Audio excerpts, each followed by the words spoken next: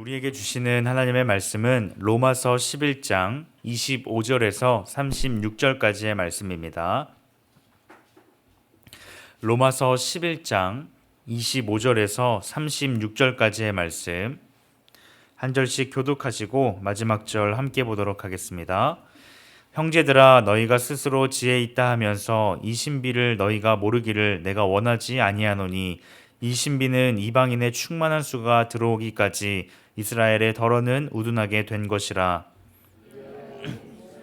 구원을 받으리라. 기록된 바 구원자가 시온에서 오사 야곱에게서 경건하지 않은 것을 돌이키시겠고, 내가 그들의 죄를 없이 할 때에 그들에게 이루어질 내 언약이 이것이라 함과 같으니라. 복음으로 하면 그들이 너희로 말미암아 원수된 자요, 택하심으로 하면 조상들로 말미암아 사랑을 입은 자라. 하나님의 은사와 부르심에는 후회하심이 없느니라. 너희가 전에는 하나님께 순종하지 아니하더니 이스라엘이 순종하지 아니하므로 이제 긍휼을 입었는지라.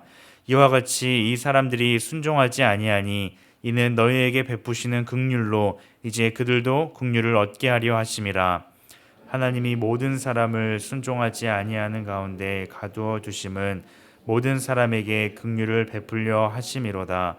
깊도다 하나님의 지혜와 지식의 풍성함이여 그의 판단은 헤아리지 못할 것이며 그의 길은 찾지 못할 것이로다. 누가 주의 마음을 알아? 누가 그의 모사가 되었느냐? 누가 주께 먼저 드려서 갚으심을 받겠느냐? 이는 만물이 주에게서 나오고 주로 말미암고 주에게로 돌아감이라. 그에게 영광이 세세에 있을지어다. 아멘. 로마서 9장에서 바울은 유대인들이 예수님을 믿지 않는다는 것에 대해서 큰 고민과 걱정을 하였습니다. 유대인들이야말로 구약 성경의 말씀을 받았고 약속을 받았으며 율법을 통하여서 예수님의 소식을 들었습니다. 그럼에도 불구하고 그들은 예수님을 받아들이지 않고 믿지 않았습니다. 반면 이방인들은 복음을 듣고 예수님을 믿었다라는 것이죠. 오늘 본문에서 바울은 그 고민에 대한 결론과 같은 말씀을 하고 있습니다. 오늘 본문의 말씀을 통하여서 우리에게 주시는 하나님의 말씀을 함께 듣고자 합니다. 첫째로 하나님께서는 후회하지 않으십니다. 오늘 본문 29절 말씀에 보면 하나님의 은사와 부르심에는 후회하심이 없느니라 라고 말씀하고 있습니다. 하나님께서 후회하지 않으신다라는 것은 슬퍼하지 않으신다거나 감정이 없으시다라는 것을 가리키지 않습니다. 오히려 하나님께서는 계획이나 목적하신 바가 결코 틀어지거나 실패하지 않으신다라는 것을 나타냅니다. 하나님께서는 분명하신 계획과 목적을 가지고 계시며 그것들을 반드시 이루어 가신다라는 것입니다. 사람의 생각으로는 잘못된 것 같고 실수가 있는 것처럼 보여도 하나님께서는 계획하신, 약속하신 그 모든 바를 이루어 가십니다. 유대인들은 하나님의 약속을 믿지 않고 예수님 믿기를 거부하였습니다. 반면 이방인들이 예수님을 믿고 구원을 받게 되었습니다. 그런데 이러한 모든 과정들이 구약 성경에 약속된 신비의 말씀이며 결국 하나님께서 택하신 유대인들에게 복음을 듣게 하시고 구원하실 것이다 라고 말씀하시는 것입니다. 26절 말씀에 온 이스라엘이 구원을 받을 것이라 라고 말씀하고 있습니다. 그리고 또한 구원자가 시온에서 오사 야곱에게서 경건하지 않은 것을 돌이키실 것이다 라고 말씀하십니다. 즉 유대인들을 돌이키시고 구원하실 것이라는 하나님의 약속을 말씀하고 있는 것입니다. 비록 지금은 유대인들이 그 약속의 말씀을 듣지 못하고 예수님 믿기를 거부하고 있지만 그들에게 은혜를 주셔서 그들을 구원하실 것이다 라는 것을 말씀하고 있는 것입니다. 하나님께서는 이방인들뿐만 아니라 유대인들 또한 구원하고자 하십니다. 후회하심이 없으신 하나님께서 택하신 백성들을 반드시 기억하시고 구원하시겠다라는 것이죠.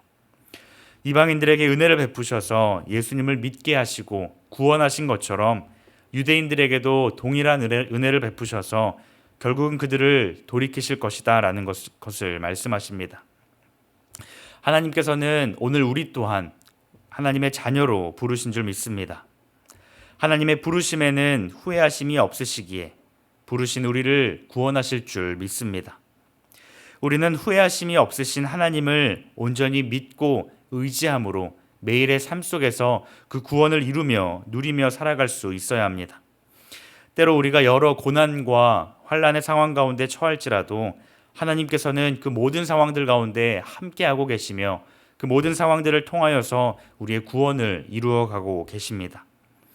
바울이 말한 복음에는 놀라운 신비가 있었습니다.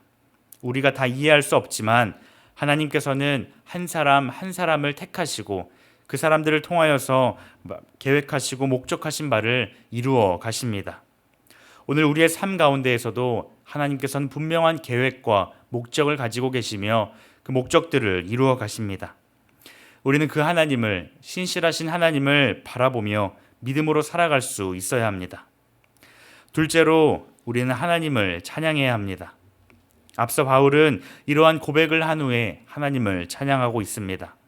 33절 말씀에 깊도다 하나님의 지혜와 지식의 풍성함이여 그의 판단은 헤아리지 못할 것이며 그의 길은 찾지 못할 것이로다 라고 말씀하고 있습니다. 우리는 주님의 마음을 온전히 이해할 수 없습니다.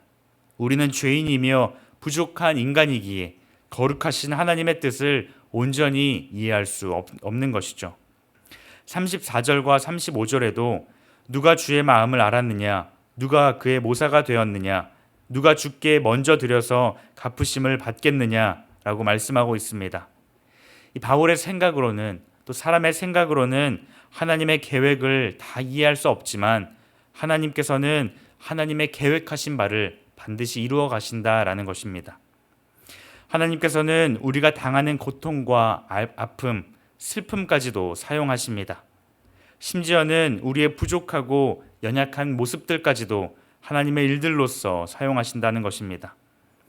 유대인들의 연약함으로 이방인들이 선을 누리고 구원을 얻게 하셨던 것처럼 이제는 하나님께서 이방인들을 통하여서 유대인들을 구원하시겠다라고 말씀하시는 것입니다. 모든 것을 우리는 알 수 없지만 계획하신 바를 하나님께서는 반드시 이루어 가십니다. 그렇기에 바울은 하나님의 뜻을 논리적으로 완벽하게 이해하려 하기보다는 그분의 은혜와 계획하심을 기억하며 하나님을 찬양하고 있습니다. 사랑하는 성도 여러분, 우리 또한 우리가 살아가면서 만나는 여러 문제와 상황 가운데 다 이해할 수 없고 받아들이기 힘든 그러한 상황 가운데 하나님의 놀라우신 계획하심을 믿고 의지함으로 살아갈 수 있기를 소망합니다. 하나님께서는 우리의 아픔과 슬픔을 기쁨과 감사로 바꾸실 분이십니다. 우리의 삶 속에서 부르심에 후회하심이 없으신 그 하나님을 따라서 믿음으로 살아가는 우리 모두가 되기를 소망합니다. 그 하나님을 기억할 때에 우리는 감사로 하나님을 찬양하며 살아갈 수 있습니다.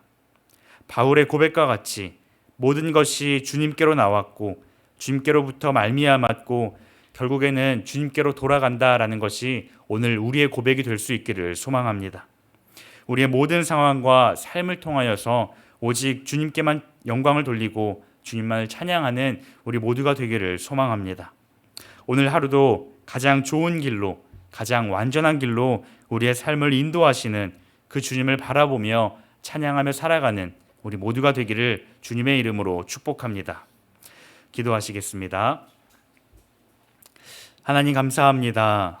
후회하심이 없으신 하나님께서 오늘 우리를 택하시고 우리를 하나님의 자녀로 부르시고 하나님의 놀라우신 계획들을 우리의 삶을 통하여 이루어 가시니 참 감사합니다. 우리의 삶 속에서 그 주님을 기억하게 하시고 그 주님을 바라보게 하시며 신실하신 하나님만을 온전히 의지하며 살아갈 수 있는 우리가 될 수 있도록 도와주시옵소서. 그리하여서 우리의 삶 속에서 다 이해할 수 없고 받아들이기 힘든 상황이라 할지라도 주님의 계획하심을 바라보며 믿음으로 감사와 찬양을 온전히 올려드리는 오늘 우리의 삶이 될 수 있도록 인도하여 주시옵소서. 감사드리며 예수님의 이름으로 기도드립니다. 아멘. 이 시간 말씀을 기억하며 함께 기도하기를 원합니다. 후회하심이 없으신 하나님을 기억하며 우리의 삶 속에서 주님을 바라보게 하여 주시옵소서. 감사로 주님께 영광 돌리며 찬양을 올려드리는 우리의 삶이 되게 하여 주시옵소서. 함께 기도하시고 개인의 기도 제목을 가지고 하나님 앞에 나아가도록 하겠습니다. 함께 기도하시겠습니다.